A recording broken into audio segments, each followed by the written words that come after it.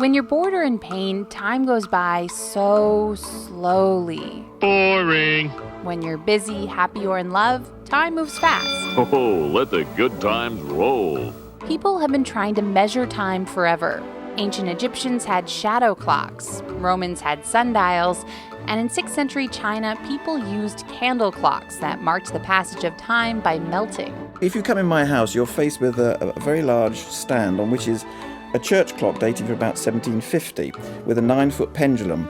Jeffrey Hollis says his clock rather dominates the house. I have a very patient wife. Hollis is a member of the Antiquarian Horological Society in the UK, a group of hobbyists who study old-timey devices that measure time. I'm just fascinated by the regularity of clocks, the different sorts, and I think it's something to do with an innate feature of mankind. We like regularity, we like order.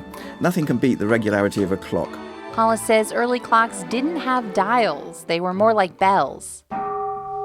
That actually is the earliest function of clocks. The word clock derives from the word bell, and they were introduced probably in the 12th or 13th century to ring bells so that monks could keep accurately to their services.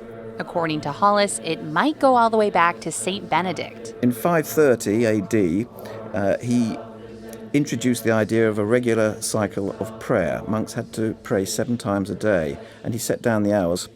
So monks would hear a distant bell and then ring their own, almost like a game of telephone, but with timekeeping bells. And in fact, this is where we get the well-known nursery rhyme about Frère Jacques, dormez-vous, dormez-vous, sonnez la mattina, sonnez la mattina.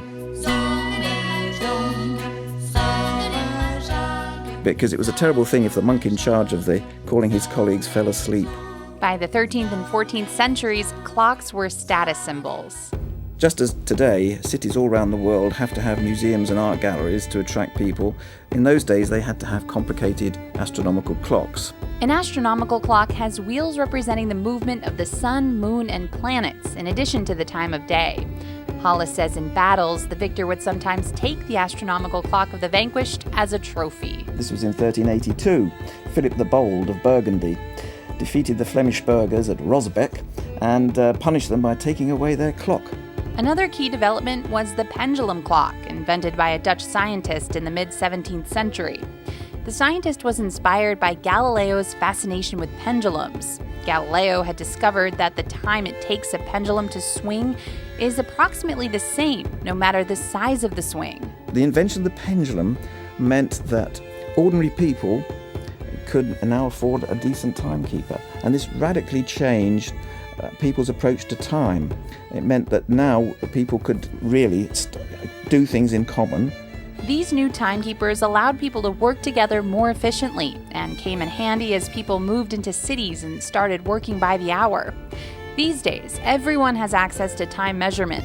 There are even clocks that are so precise, like the quantum logic clock, that if it ran for another 3.5 billion years, it wouldn't even be off by a second.